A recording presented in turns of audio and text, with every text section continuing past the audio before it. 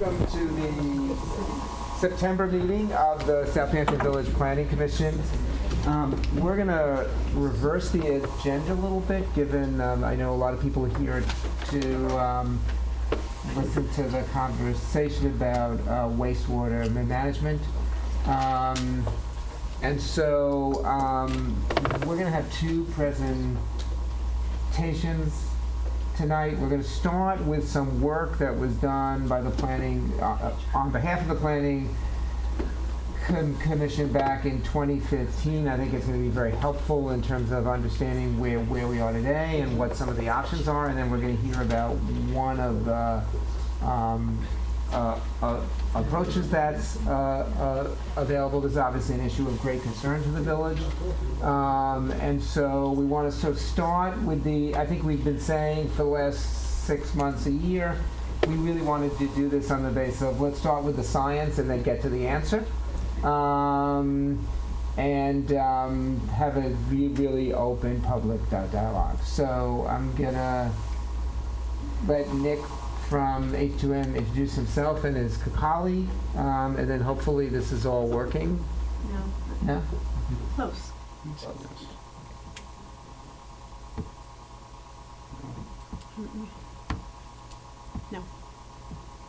Let's go back there.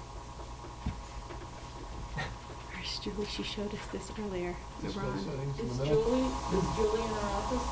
She was just in here. I don't know if that's what I'm gonna go look for her. She had it on Yeah. Yeah, I know something happened.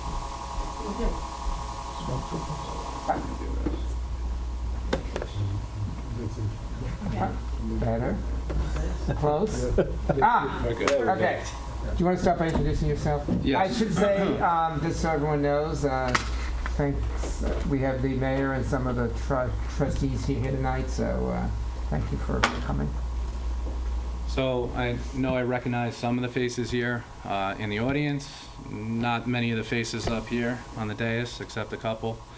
My name's Nick Bono. I was the engineer retained by the village back in 2014 to come up with a map and plan to develop a sewer district to serve your Main Street business area in the downtown of the village.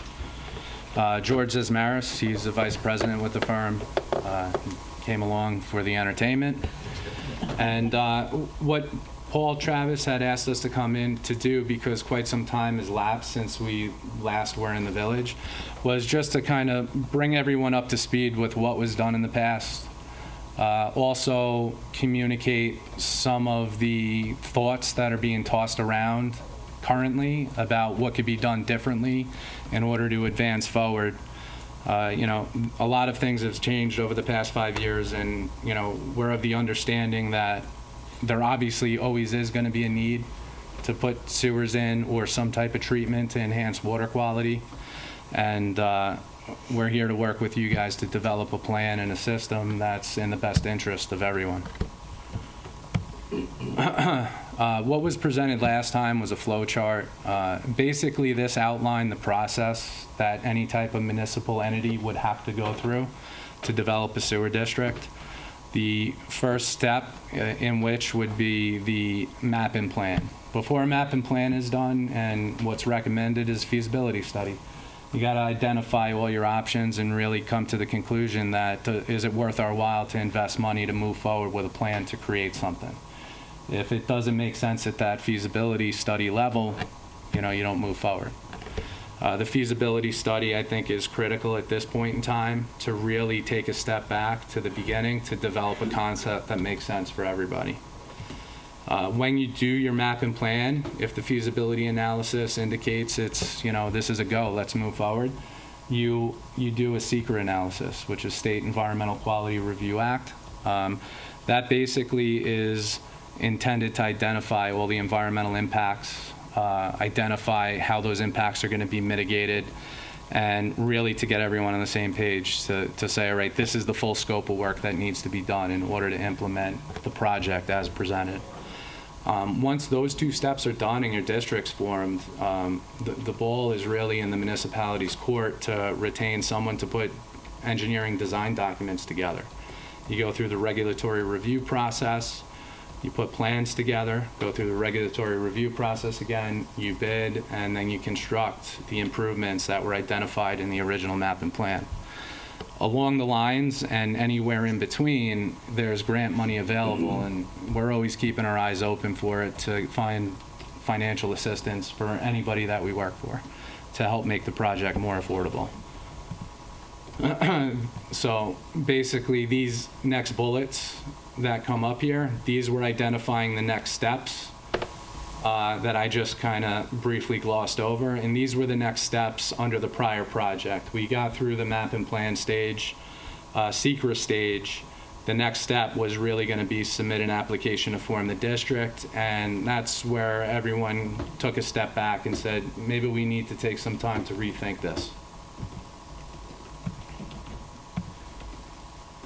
So what we had done was create a sewer system for the village. The sewer system, by letter of the law, for a village is essentially the entire village boundary, meaning that anyone in the village would be part of the district. Not necessarily benefited by the district in terms of a direct connection to the infrastructure, but they would be incorporated into the district. That doesn't necessarily mean everyone pays for the district. There's different financial models out there, and it comes into the detailed analysis that's done during a map and plan to identify which financial model makes most sense. So as you can see here, the sewer district is the outline of the village, and the service area, the benefited area, was that red outline in the middle, which is basically your downtown area. At that time when the study was done was 204 lots, almost 120 acres.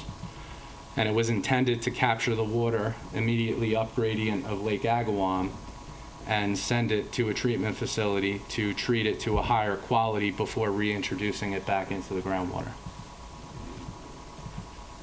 I know it's hard to see up on the slide, but the sanitary flow from the service area was 200,000 gallons a day.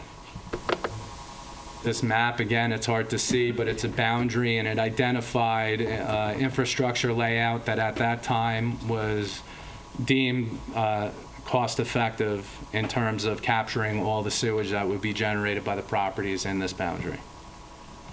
What it was gravity sewers where feasible, groundwater is an issue, and it was going to be a significant amount of small subsurface pump stations that would go into pressurized mains that would pump it up to a treatment plant facility location. The treatment plant location was, again, up by the police precinct. I know the emergency services building has moved along, and it's still under construction. It's hard to see again, but on the back portion of the property was the land area that we were going to look to site a treatment facility for the village to handle all the flow that would be generated within the area.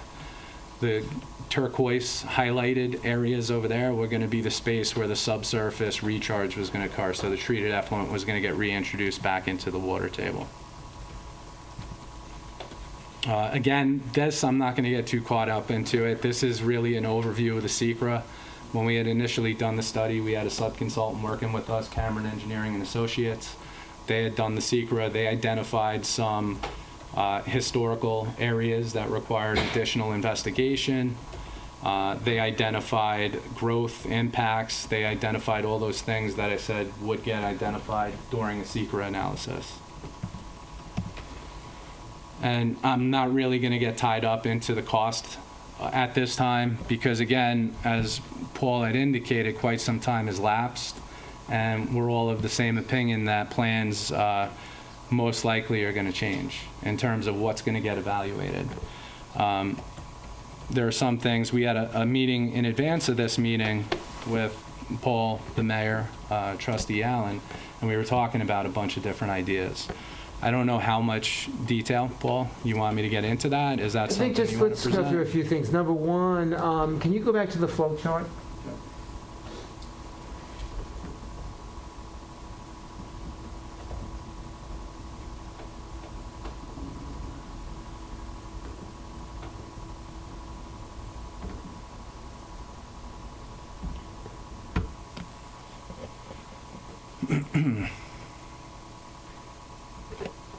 Can you see that or no? Somewhat. Basically, the existing flow within the service area was on the order of 131,000 gallons a day. Existing flow. right. Existing, and then Right. with the development Right. projections that were done during the secret analysis, Right. it was projected to increase by almost 70,000 gallons a day, up to 200,000 gallons a day. Right. A lot of that wasn't to introduce new development, but it was to allow as-of-right development that's currently limited by density and sanitary code limitations Right. And zoning code. and zoning code. And zoning Yeah. code, which we had done right before you did your study. Yep, yep, yeah, and that's why what the projection was, it was for as-of-right at that time. Right, right. And could you explain what happens within a sewer district for everyone? Like, what does it mean to have the sewer service area? Sorry, what does it mean to have a sewer service area? Sewer service area means that you no longer have to worry about the maintenance of your on-site disposal system. It means that you basically turn the water on, it leaves your Right. property, Right. and, there typically isn't the concerns. Right. Bigger picture, is water quality. We know water quality is an issue across all of Long Island, specifically in areas that are primarily unsewered, like most of Suffolk County. And then, if someone, we talked a little bit about this, and I think it'd be helpful to talk about, if someone wanted to do a sewer, this all takes time, obviously, to put together a map and plan, do the engineering drawings, bid them, get it built. If someone wants to do something before, there are other ways you can address this on an individual I think basis, on right? a case-by-case basis, if there's someone that comes in and goes to buy a vacant retail store, and they want to put forth plans to change that use to put a cafe, a restaurant, or something other than a dry use, they're obligated to file plans with the health department. Health department is going to come back to them and say, wait a second, you don't meet density with doing that. My understanding with the health department, what they'll allow is they'll allow up to double density on a property as long as there's development rights credits that can be transferred. And currently, the county is in the process of finalizing an update to their code to require innovative alternative systems for commercial properties. So in anticipation of that, it would be expected that a property owner looking to change use could potentially change use, but they'd be obligated to abide by whatever the county's going to require so that they can put an enhanced system in to accommodate that use. Right, so if an individual person wanted to get something done before the new treatment plan was in effect, they could do that, and then they can later hook up to the Of treatment course, plan? yeah. If they're in the district and at Right. that time, they could hook up, and if that hookup allows them to further increase their Right. seating capacity, as long as it goes according to the zone and whatever the village requires in terms of the build-out that they're allowed, then yeah. Can you explain what West Hampton has done, because that's come up in a lot of these meetings? West Hampton, different situation than Southampton. They're located close to the County Sewer District 24, which is up at Gabreski Airport. That district, I'm not sure how familiar everyone is. They're building a lot of warehouse space up there. So that district was sized. Yeah, it was sized to accommodate about 100,000 gallons a day of flow. And based on the uses that are getting built out up there, they're way underloaded. They're flowing only at about 20% of their capacity, or 20,000 gallons a day. So the village, because that's a county-owned facility, approached the county. They were able to negotiate conceptual approval for a connection to it. The county was going back and forth. At the end of the day, they were allowed to convey 60,000 gallons a day of flow. That 60,000 gallons a day of flow coincided with their downtown area. So a lot of these moving pieces that are really the struggle to leverage existing infrastructure to the greatest extent possible, it was somewhat of a perfect storm out there.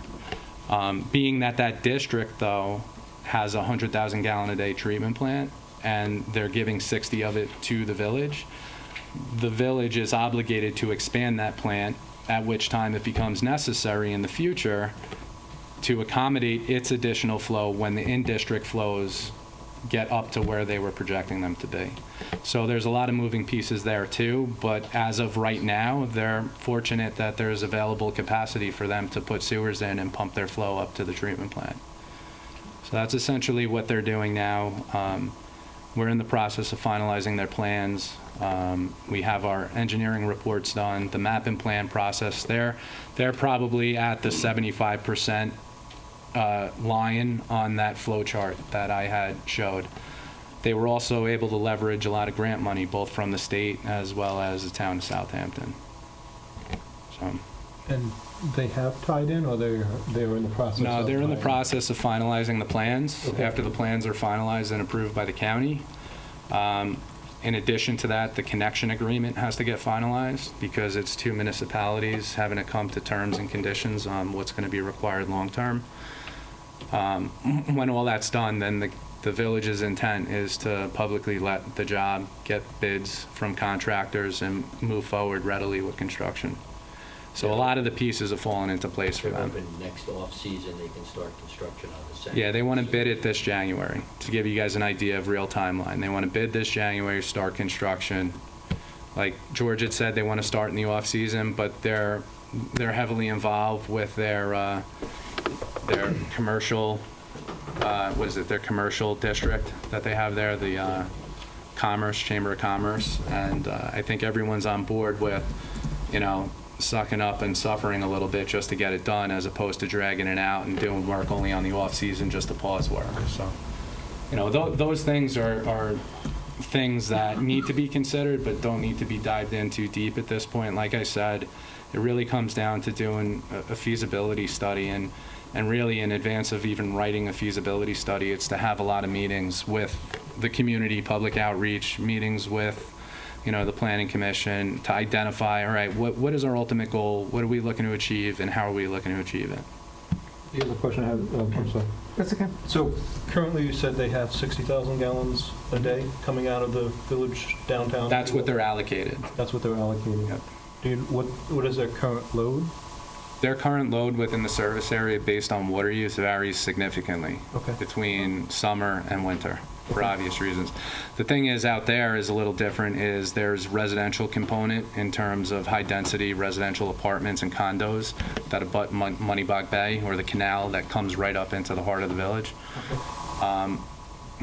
When you look at the winter flow, they're less than 20,000 gallons a day. When you look at their peak summer water consumption, and peak summer water consumption isn't solely indicative of businesses being in operation. There's a lot of green space on those condominium properties that they're irrigating. There's pools that they're filling. There's things of that nature. Their flow is only around 40. So they know that within that 60,000 gallon allocation, they have opportunity and availability to allow dry uses to no longer be dry uses.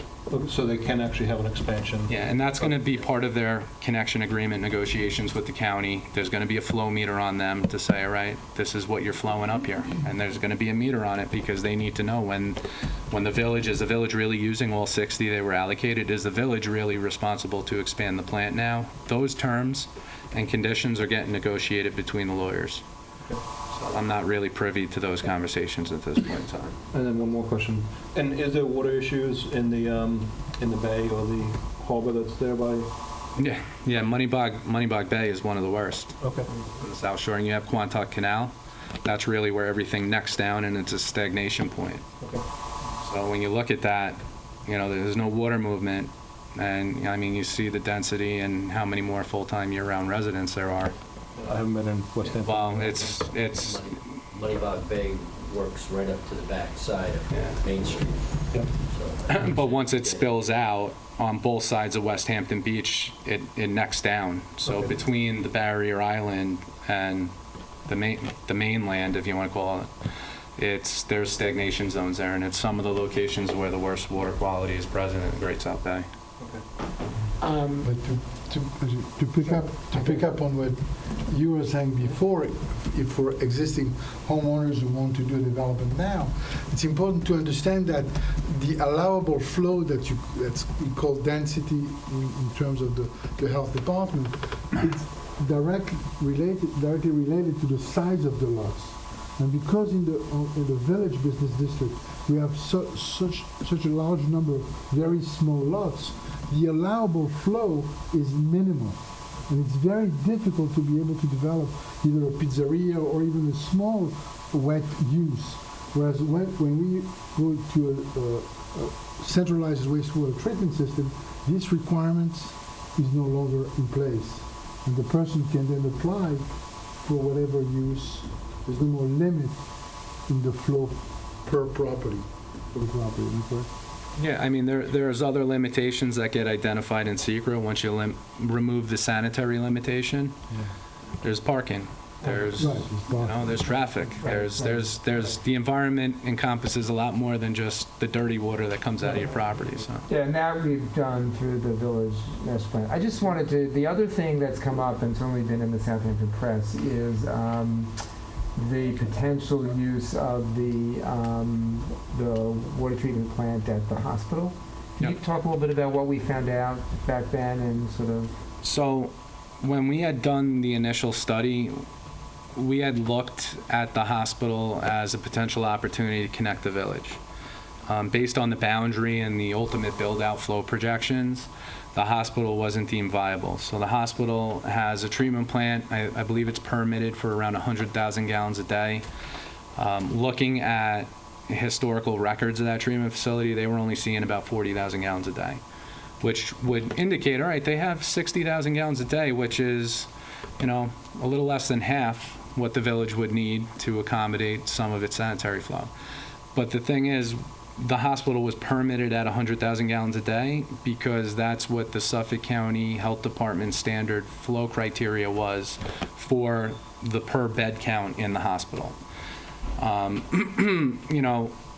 Looking at the hospital again, I think is something that needs to be considered with the understanding that the hospital is in the process of relocating the Southampton campus. In addition, the hospital, the county requirement for how the hospital was allocated its flow may not necessarily be appropriate for how the hospital actually operates. Are all those beds really needed, or are they ever utilized? So one of the ideas that's getting tossed around is to revisit the hospital to try and get the county to entertain a meeting to say, can you look at the hospital as only a 40,000 gallon a day generator? And can the village work out an agreement with the hospital to send, maybe they phase this, and the first phase is, high priority area yet to be determined, but that's equal to 60,000 gallons a day, send it to the hospital to be treated in the interim, with the understanding that down the road, the hospital leaves, does the rest of the 40 come back to the village, or does the village work out an agreement to say, after you leave, we're going to convert this treatment plant to a pump station, and we want to convey all our flow to the new hospital treatment facility up at the campus? Those things are pie in the sky right now, but I think those are real things that need to be considered in terms of taking a step back to the beginning and doing a feasibility analysis. It's something that's on the table now that wasn't on the table 5 years ago.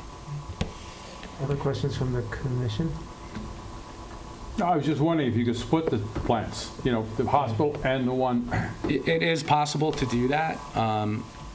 Aligning with the county's vision, the county isn't really looking to proliferate more plants, meaning there's over 200 plants, both public and private, across Suffolk County.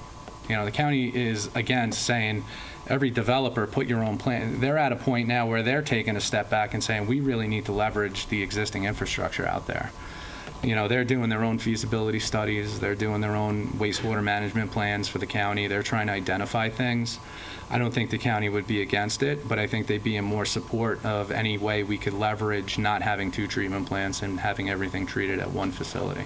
So did I hear you correctly that we could potentially pump to the new hospital? That's something that is definitely an option that should be considered as part of a feasibility analysis. There's different entities at play. There's New York State. There's the county. Are they going to accept doing that? There's a lot of things that need to happen in order for that to really be vetted thoroughly. I think it's certainly closer than Gregory Airport is to downtown Westhampton. Right. The new hospital. The new hospital. We actually, when we drove in, we drove by right around where they're going to build the plant, and it was right around between 2.5 and 3 miles. So, that's doable.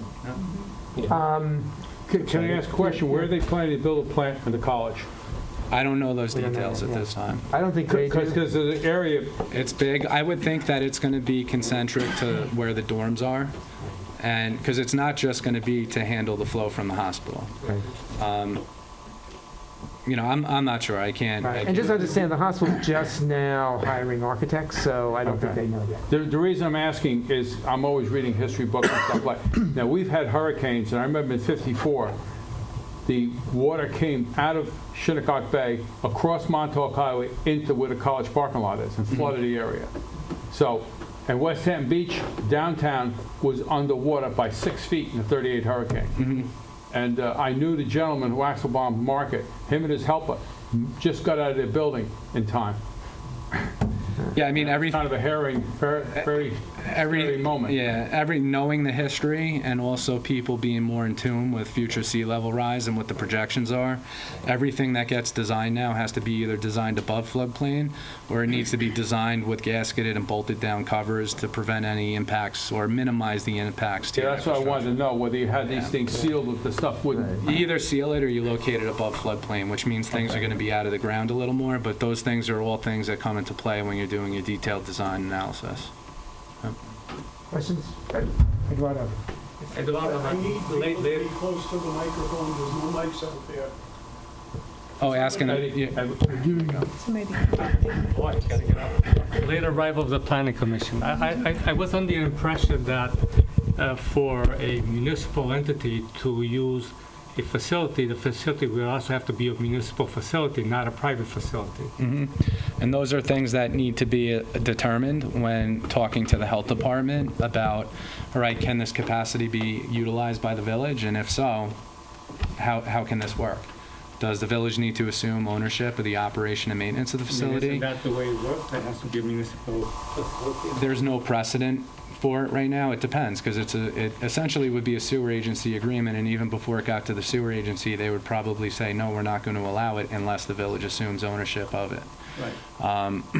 With that being said, looking at the potential to convert it to a pump station and convey it to the hospital property or the Southampton campus property, that may be a concession that, you know, the health department and the regulatory agencies are willing to make, knowing that this is just an interim fix. Okay, that's a big question. It's a big question mark, and everything's a question mark right now. That's why we're talking about big picture planning right now and, you know, not really diving deep into the weeds on the analysis. Other questions? Susan? I went to the, You gotta go be right. okay, Mr. Silent, I hear you. I went to the meetings that your company gave before, and there was, afterwards, people were concerned about what was included in the sewer district, that the town hall and maybe the school were excluded. Is that true? That's correct. Yeah. Yeah, and I heard a lot of, and I actually, I don't know, I'm not a sewer expert, but that seemed like pretty big emissions in a funny way, when you think about how many people use those facilities. And why would that be excluded, since it's right behind where you do have the sewer district? And the other thing was that when, after going to like, how many meetings, 5? At least. It was so expensive. It was just wild. You're right. You're right. It is expensive. It is wild. Town hall and the school were not included in the boundary. There had to be a line drawn somewhere, and that's where the line was drawn at the time. Is this on, or did I turn this off? It's on. Is it? There's no reason why those can't be evaluated or reevaluated as part of it. You're absolutely right. Schools typically they're considered exempt from sanitary code. It's, you know, you have kids and you have people going to the school that typically reside in the community. So the wastewater that would be generated in their home is now being transported by their bodies to the school. So it's almost like if they were to be in a district to pay for it here, the school's got to pay for something, school taxes go, so it's almost like you're hitting the same people twice. You know, to give you a little insight to that effect, but there's no reason why it can't be connected if it bodes well for the community and the environment. Absolutely. I don't know, I just know that was a topic Yeah. of discussion. And it did seem peculiar to me, but maybe if it's exempt. No, and again, I'll just reiterate, I saw, he couldn't hear. It was a topic of discussion. There's no reason why it can't be looked at again to not exempt it from whatever the plan is moving forward. It's definitely going to be something that the village would consider. I think at that time, one of the issue was to try to keep the size of the plant smaller, because the location where we were proposing to put the plant was at a small footprint. So we were trying not to, by adding the village, the town hall and the school would make a difference. And I think going forward, one of the things we're looking at is the balance between cost and benefit, obviously. So I think, the first issue for us is, I think, from the point of view of the Planning Commission, the things we've been trying to do over many, many years, is how do you create a plant or a sewer district with whatever technology we have with that permits wet uses in the village that are not allowed now. That is, I think, a critical item for us. And so, that's first. Secondly is we all know there's going to be further buildings in the village. Many of our buildings are quite old. Not old in a historic sense, but if you look at buildings on Windmill Lane and Newton Street, they're fairly antiquated, I guess is probably the better word to use, and not particularly an attractive long-term vision for the village. So there's that concern. And wet uses, I should mention, not only include things like restaurants, they also include things like medical offices, residential, a number of uses that are clearly part of any vision for a long-term viable village. Secondly is the issue of the water quality, and obviously town hall and other buildings have an impact. But I think that's part of what we want to look at now is what are the different scales. And just the other thing is, which we really never got to last time, and there were good reasons we never got to it, and it's more the case even than it was back in 2015, is the public sector, certainly at the county, state level, county and state level, have made public funding available. That's part of how West Hampton is doing. So West Hampton got a grant from CCPF for the plant. They got CPF and New York State DEC, and they're in the process of applying to the EFC for grant. Now, there was a lot of skepticism in 2015 that money would be available. We obviously now have the precedent of West Hampton that it did turn out it was available. So I think this is a little bit like talking about, flood control. You can either say, I'm just going to pretend it's not happening, or I'm going to have to pay for it one way or the other, right? And I think we're sort of at that point of there's not really a viable option because the County Department of Health will not permit things to change this village unless we do something. I agree with you. Yeah, so I'm just saying, I'm just commenting But because you're freaking the out. thing about those two big Right. buildings was, I feel like Right. they're big. So- Wasn't the precedent also that those are different municipalities as well? One of them was town hall, the other one was a school district, but to that effect, buildings such as that have the property that they have, it would be, I think it would be looked at wisely to consider doing an innovative on-site system for those facilities instead of tying them into a sewer pipe. And those are things that obviously are going to need, the feasibility of which needs to be considered. And did they do it on their own, or did they do it as part of a village-driven project? Other questions? I have one.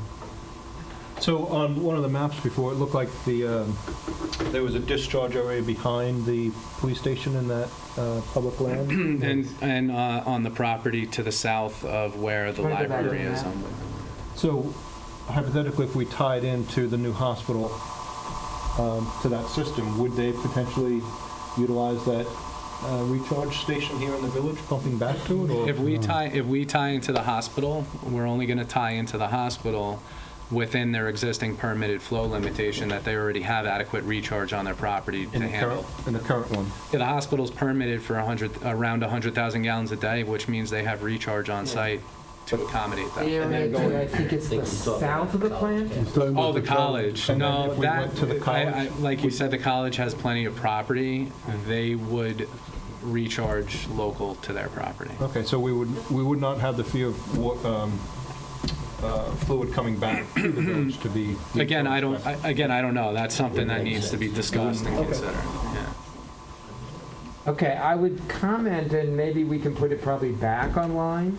So there was a report done in 2015. There's a lot of, I think, very useful information in that report.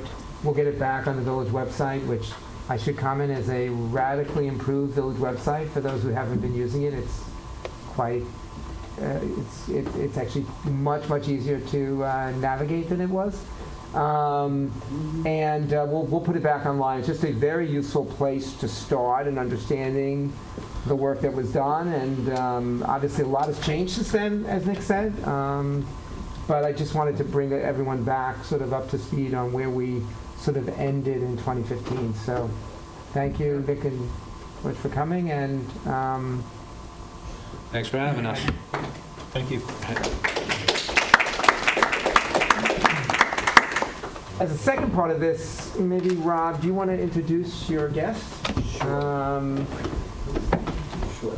just leave this one. And we're going to have to make this a little bit quick. I'm sorry, I didn't realize we were not going early, and Dave has a plane he needs to catch. But I've asked Dave Potts to come down. I've mentioned before, Dave is a environmental expert, a remediation expert, has a business that develops products, but also is really more Pied Piper in terms of some water quality techniques that are maybe a newer way of thinking. It particularly has to do with shallow leaching and harnessing more benefit from organic treatment that happens in the shallower areas of soils.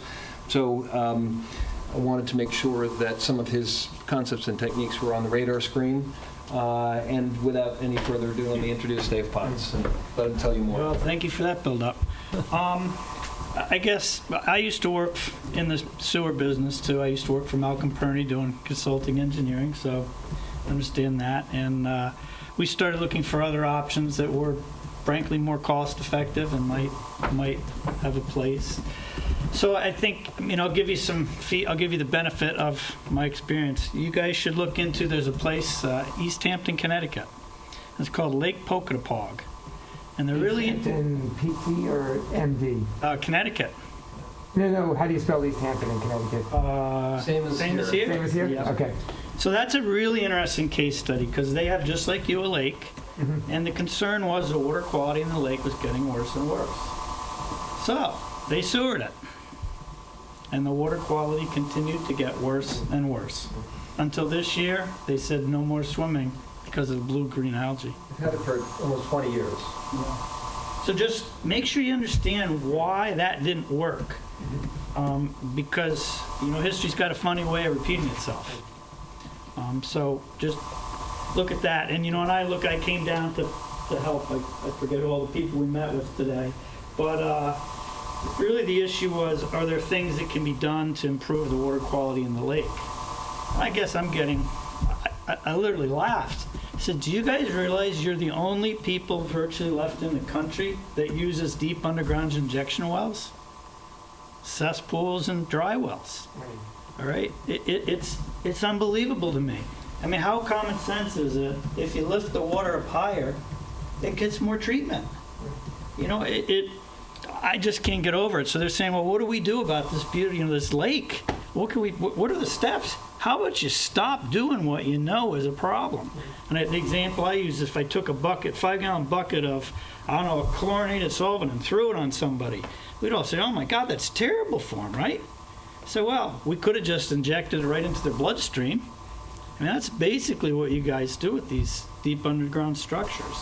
So there's lots of options out there. I mean, from my perspective on a planning commission, I can't think of anything more obvious to do than try to do what the rest of the world does successfully.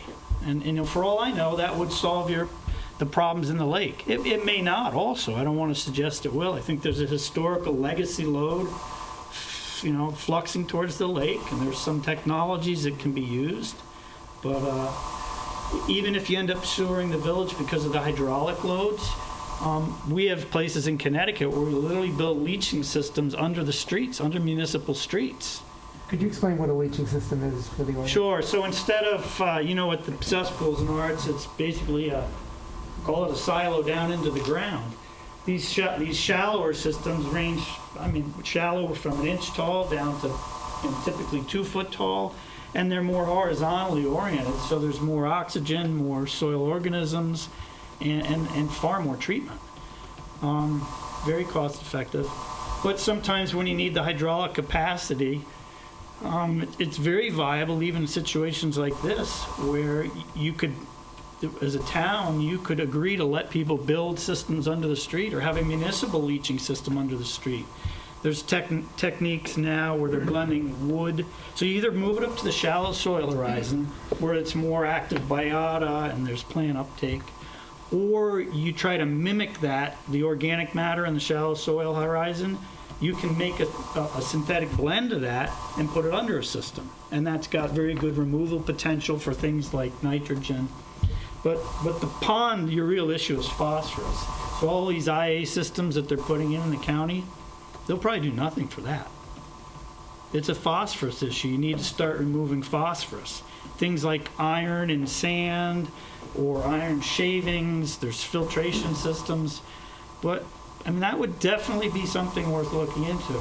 It's interesting that the Federal Clean Water Act says you must utilize the most cost-effective long-term solution. All right, it's not optional. You must. So whoever's doing the engineering project here has to. If you want to have federal funds, you have to do that. And there may be some I think there's options that could be considered. That I'm not telling you the sewering's not the way forward. I'm just telling you really look at the options and figure out the pros and the cons and ask that hard question. Is the lake going to be clear again? How long? So let me maybe, and just for the sake of the audience as much, so there have been an extensive number of studies of the lake. The lake has multiple causes. Absolutely. There's some of them have to do with historic uses, the runoff from the farms which came to the lake. To some extent, it's still happening, although less now. The houses around the lake and their use of cesspools, as you say, Fertilizers. fertilizers, and wastewater from the villages. So they're all causes. The stormwater and just And stormwater, yes, when rain stormwater, comes yes, down, yes, correct. Leaves have nitrogen, Right. So phosphorus. there's a very wide range of causes. And so I don't think anyone, certainly no one in the commission, believes the sewer is going to solve the lake. The sewer will help with one source. But as you said very accurately, there's a whole number of other sources which the sewer will not be relevant to. A question I would ask, I think generally is, do you have examples of other villages that have used leaching systems that the village should be looking at as examples? There are some in Connecticut and in other, I guess there's quite a few out there. Right. How you incorporate it into your, community when you don't have a lot of land, that becomes a challenge. Right. And where do you want to put it? Doing it under streets, then there's water lines you avoid. Right. So there are examples.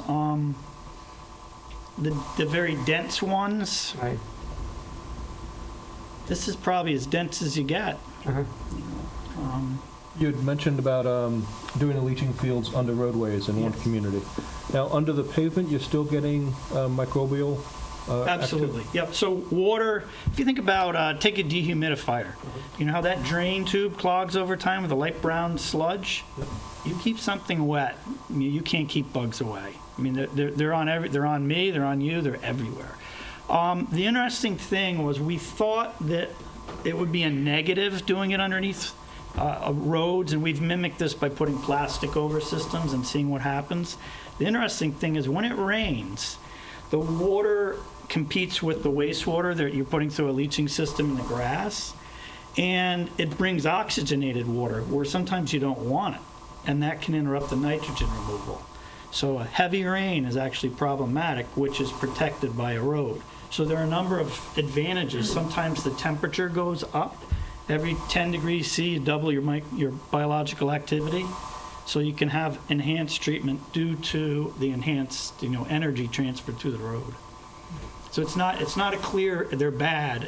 I'd say it's probably a wash. There's positive things where nutrients get picked up by plants and microorganisms, and there's negative things in that it doesn't have a roof over it. So before it goes into the leaching field, then are the solids being collected someplace, and then it's the liquid that's going out? Typically in a septic tank or in some kind of treatment unit. Okay. Are you speaking about stormwater or home sewage, or both? Really both. Because you take stormwater, and there's a big debate in the stormwater community now. People make money designing stormwater structures, selling you stormwater structures. So it's a good sales pitch. You don't want it just to run over the land and then go in the pond, right? We'll put it in the ground. But when it runs over the land, especially over plants and things like that, there's treatment. It's not clear that putting it directly into the ground without a system that treats is necessarily positive. Right? The more soil the water travels through, the more treatment. We know that. It's undebatable.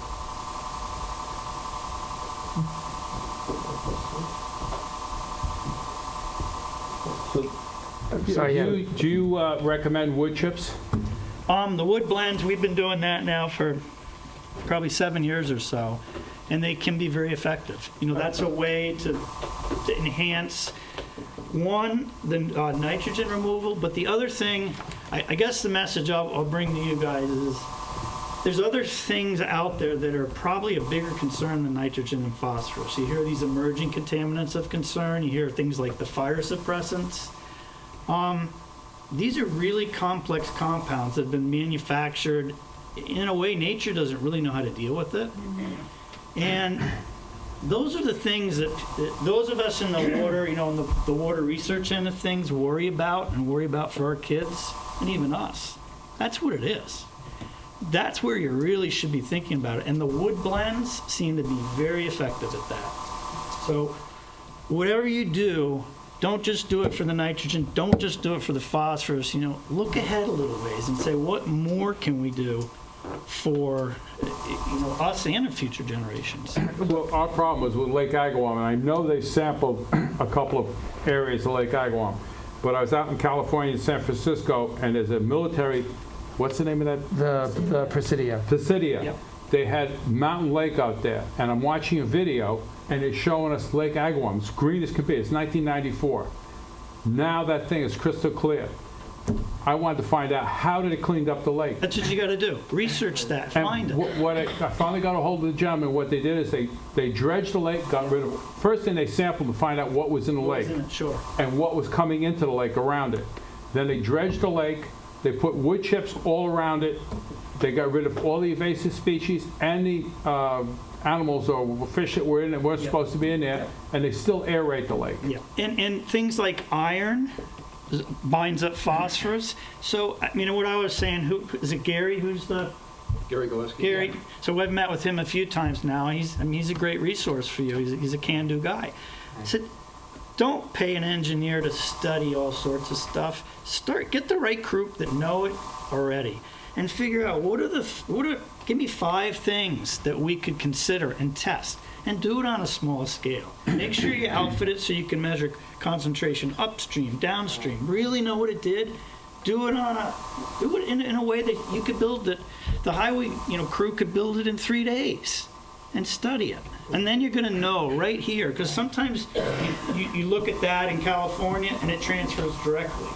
Sometimes it doesn't. I even said to Rob, we've done a lot of dredging projects for Malcolm Perny, for PCBs, for all different things. Sometimes it's worth taking like a big ring and putting it in and trying it in a small spot. You follow me? Don't do the whole lake. Take a cylinder or put something in to contain that little area and see what happens. Right. Work your way into it. Don't just dump tons of money into it. Right.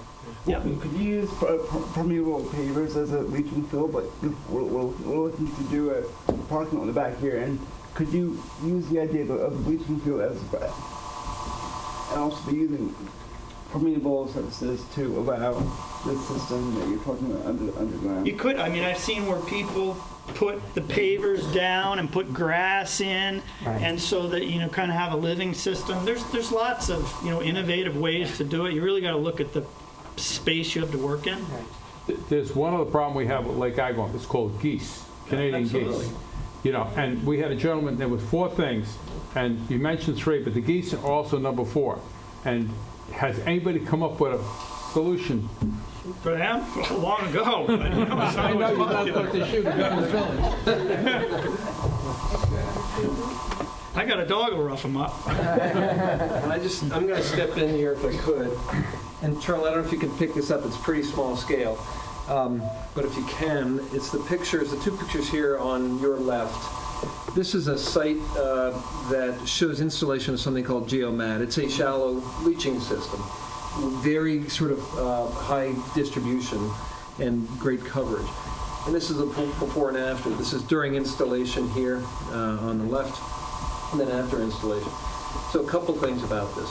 These systems, when they're installed correctly, and that can be done in the top 8 inches of soil or the top It's 2 certainly feet. 12, yeah, 6. Top 2 feet of soil anywhere, depending on soil condition. Even if that moisture is a foot under the grass, it will wick up and the grass roots will grow down. So you create a system that not only treats your effluent, but entirely irrigates and fertilizes this lawn. And one of the things I mentioned in a meeting with Dave earlier today, some people was, you know, it pains me to think that we're pulling probably a couple 100,000 gallons of our best water out of the aquifer every night, filtering it through the Suffolk County water system and irrigating lawns to go through land that's charged with septic and fertilizer charge to go back down to the aquifer. We're taking our best water and making it dirty in a way that it'll never get clean again. We could put it under Agawam Park. But so done correctly, these shallow profile systems can also provide the irrigation and the fertilization and get rid of the need to use that clean water for irrigation. Other questions? Are these systems, does Suffolk County approve this? Because these have to be approved by Suffolk County. Yeah, they're approved in some uses. You know, so they're approved only in Suffolk County after a treatment unit. 95% of our systems don't go after a treatment unit because we don't want to use energy to get rid of nitrogen when the grass wants the nitrogen and the grass wants the phosphorus. So if we put in a very expensive unit, run the electricity, burn off all our nitrogen, now we got to buy more nitrogen to put it on the grass to have green grass. We prefer to not treat it to that level in some instances, so we can get it to the grass, so we can discourage the use of the fertilizers. You won't want to put fertilizer down. doesn't allow leaching fields, do they, in residential? Residential, no. Yeah, we've done some, Right. but But you I can't mean, use it's not that a very big deal to get. I mean, every other state allows you to do it. I would think here at some point they would. No, this product is partially approved for condominium. And it's after the treatment. Right. Other questions? Well, thank you guys. Thank you. Thank you. All right, I hate to run, but it's nice to see everybody. It's after the treatment. If we were to do a sewage treatment. We have one other topic to talk about. Okay. I just want to bring up. Sorry, you want to make a comment? Well, I before just we do want to that? make a comment that this is a great technology, but nowadays we have the sewage treatment plants can treat the water to a level to almost like a potable water standard with new technology. And so, although this system would be appropriate, you know, what they are doing now in California is reusing it to the effluent can be reused for either irrigation or it's almost potable water standard. Well, so I have a house in New Hampshire. Yes. It has a leaching field. The grass over the top of that leaching field is green all summer. Yes. And there's no treatment going I on. swear, if you just pulled up Agawam Park and put in a leaching field, I mean, I think that the purpose here of sewer and a leaching field, say, Yes. it's not either or. I don't look at it as either or. Very good The sewer or effluent problem, wastewater problem, it's not just connected with Lake Agawam, but it's also connected with commercial development and residential development. And the Lake Agawam has its own source. And so why can't we combine technologies? I mean, why do we have to look at just one thing or the other? I think that's what Dave was also saying. Yeah. And that's that. Well, I mean, you look at Agawam Park. I don't know. How much fertilizer they put in Agawam Park to get Yeah, that? how much? green You know, lawn? really. You know, let's take a section of it. Let's try it. Very good idea. Yes.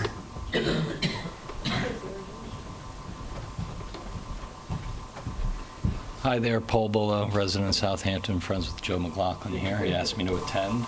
I don't see, based off of what the gentleman just said, any reason to have any type of fertilizer used throughout Lake Agawam. I think the village, as I've discussed with Joe at length, should set the example for all the residential properties around Lake Agawam. And it seems to me the start of Pond Road adjacent, or Pond Lane adjacent to Lake Agawam Park is low enough where maybe they could create a system to raise that roadway and then possibly create since the road further south after the monument has a lot of wildlife and ducks, and I think you could create a green surface there and then raise the road, further north and pipe in all of the road runoff. It seems like the village and the planning commission needs to figure out a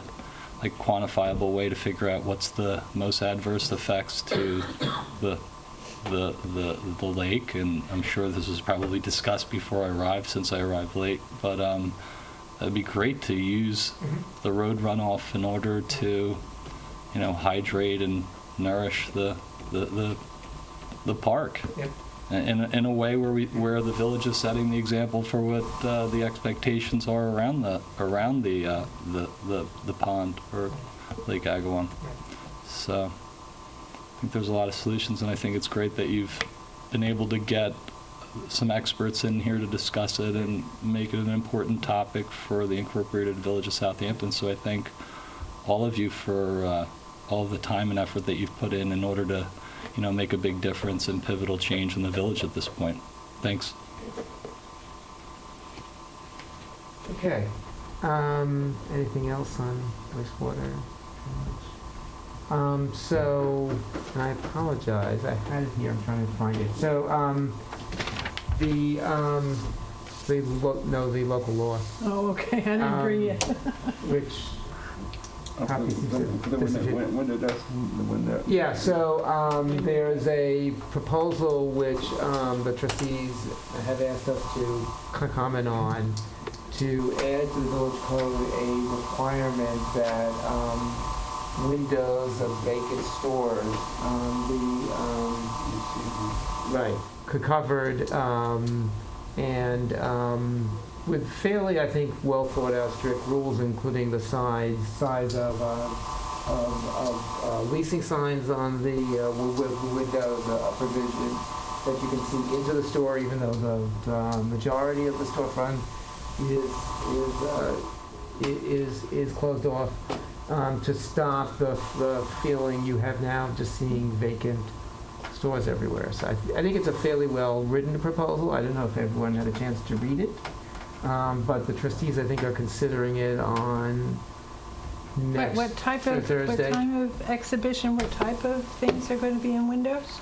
There's a few options, including art exhibits, historical photographs. The idea is the building department would give people a number of options that they could do. And the building owners would be responsible for doing Correct. this? It's something the building owners would be responsible to do. And do they go through any kind of selection process in this? And I mean, do they come before any No, I think this commission or is. committee that says this is okay or this is not okay? No, I think the idea actually in the proposed law was it would be the building inspector building inspector decides. Well, he would have a number of options that he would show people, and that would, so it wouldn't be coming to a board, I believe. Well, I'm just curious because, I mean, we could have Maplethorpe stuff, or we could have, we could have all kinds of things, I mean, Right. somebody's. I gonna think give it- I think that's what, although that is covered in the proposed law, there's no, nothing of that type is permitted. And who type, okay, I mean, Prurient, I don't know, free material. speech? I don't know. well, these are common in zoning codes, actually. Wasn't it already there, really, but it was never used or something? I don't believe there's a provision It was talked in the about. current code. It was discussed. I don't think there's a provision in the current code for how a vacant storefront is treated. See, many years ago, when I was growing up here, when these stores closed down, the weekend after Labor Day, they put signs, posters up in the window. And some were Christmas decorations, some were just a plain decoration, until they came back in the spring and they opened back up again. And Joe's Lane was basically completely closed down, and part of Main Street was closed down. Right. And it was, I think this gentleman probably knows what I'm talking about, that Saks Fifth Avenue used to be there, and they used to close up, and I forgot what they used to put up for decoration. And this is something other of the villages have done. But often the building owner is not the person leasing the space. Right, and it's the responsibility of the building owner. I mean, the building owner can hire whoever he wants. He can hire the leasing agent to do it, but it would be the responsibility of. So window screening, just there's a few options. You can do a window display. You can do window screening, which is Venetian or similar blind, drapes, curtain, or shade. You can do a display, like an art display. So there's a number of options, but basically, this would be administered by the building department. Building department. Building department, correct. I think it's fair. I don't think it would have to be exorbitant cost for the building owner. It would help with what's happening on the street. And I don't think you want to put it through a commission. Right. To address. So, typically, often in a shopping center, if you have a lessee and they close the store, they are still required to do something with the window. So that's very common. So in a way, if you think of the village almost as a shopping center owner, Yeah. they're just requiring someone to do what I'm you not do against the idea. shopping center. I'm not against the idea at all. It's just some sort of cohesiveness, perhaps, or some sort of oversight that is not maybe just the building department, but maybe there's another voice in there. I don't know. That's all. I like the cohesiveness Right. that you're saying, Right. I think if we're going to do something, it should be sort of standard. Right. Yeah, absolutely. I think that it should be. That's the only way to control what could possibly be shown, exposed, displayed. I think that if there is some cohesiveness. I don't think it has to be any different than signage that occurs now, that we don't sit and talk about every single image that goes into the window. Right, So I right. think it's just behooves the landlord should come up with something attractive, and Right. there'd be overall standards if they did something Right. that was not Well, in the public interest. I mean, one possibility would be Do to the say sign. historical photos. Right. Make there should be historical photos of what And the other requirement is they be changed on a regular basis, so they don't end up sitting there for 3 years. Okay, what is the change I module? think it was 6 months. 6 months? I think. Sorry. No worries. Yeah, I think it's 6 months. Sorry. Material. It's a pretty long document to read Yeah. into the record. Paul? We have a copy. We'll find it. I have a copy. I do believe it's 6 months, Is but I it think 6 it's a months? copy of that. So. So every 6 months it would have to change? Right, correct. And, hopefully you don't have a vacant store for that long. But I think the idea is. There's been a couple that have been vacant for... Correct, and I think Better that's than one of the 20 years. reasons for this law. I mean, when it was happening for a few months, I don't think people were that concerned, but I think when you have buildings that have vacancies for long periods of time, So do they get a letter after 6 months saying time to change? Right. Or just like anything in a building permit. I'm sorry? Just like anything in a building permit, there are time frames. I mean, this is Well, not- but there's also enforcement. Right, well, they can walk out of the door and enforce. It's very close. So, if they go very far. So just generally, do people think this is a good direction? Something we Can I should- ask you one thing? Since we have so many absentee landlords in Right. this area, Right, and some of these guys have got more money than any of us ever put together, that if they decide not to do it, just thumb their nose at us. What? there are fines, so, What are the fines? I haven't read it, so. yeah, I'm sorry, I just, they're fairly significant, and the village can enforce it. They can? But, yeah.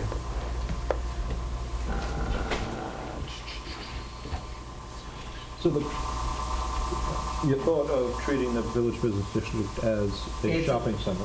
Yeah, And you're in that business, Paul, Right. Eldon, you do a lot with shopping centers. And Right. is this common, like, yeah. This is almost standard, I would say, in a lease. If you're allowed to close your store. It's a lease, Right. Yeah, it's usually a lease provision, right?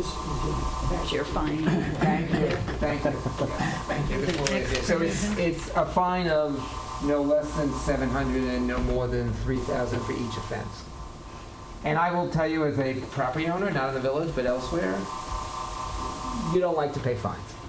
It's not, and that's for each offense. So I think people generally will comply. I mean, there's always going to be someone who's difficult, but I think generally people will comply. They'll actually have their most absentee property owners have someone managing the property for them. It could be a broker, could be, a local manager. I'm just thinking of one Right. particular building that's on Windmill Lane and Hill Street. Yeah. Well, that's a good example, though, where Yeah. that would really help. Yeah. That's actually, I think, a good example. Right. And they have, so I would encourage people to read this, but I think it's a good start. And certainly fits in with what we've been talking about here. So, can I get a... It's going to be added to the code, right? Yes, that's what they added to the code. Under the building Right. section. Yep. Okay. Any public comment on this? Yes. A lease provision, this is essentially a tax provision. Alan, can you go to the front? Yeah, can you, yeah.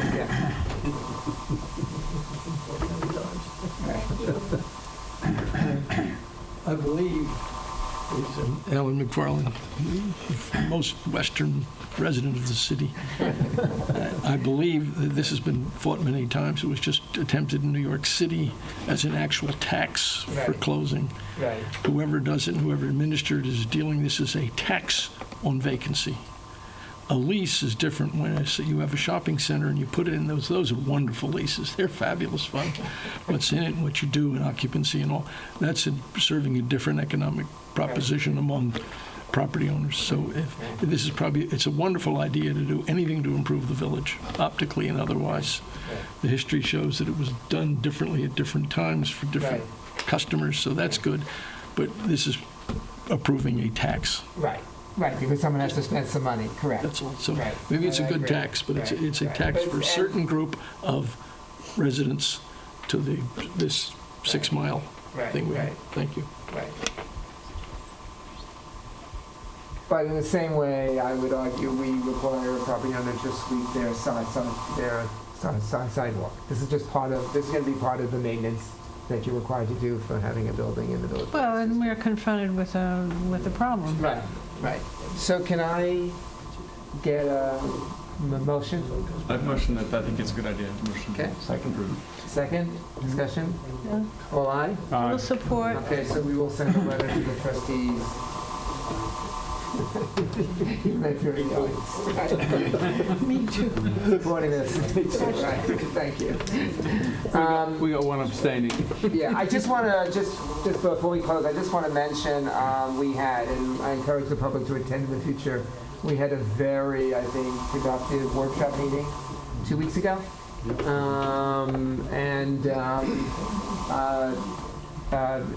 Eldon Scott is leading an effort to look at the historic district, which we talked about at the meeting, and Cargan's leading an effort to plan for the reconstruction of the central parking lot. It was a very good meeting. It was very good open dialogue. We all just sat around a table. We will set a date for the next one, and I would again encourage the public to attend. It's a less formal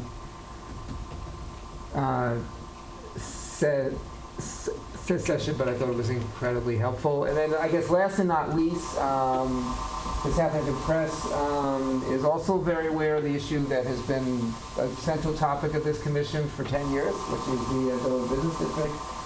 The mayor is going to be on a panel a week from tomorrow, I believe, at noon. And for other people, I think you're also going to be on the panel.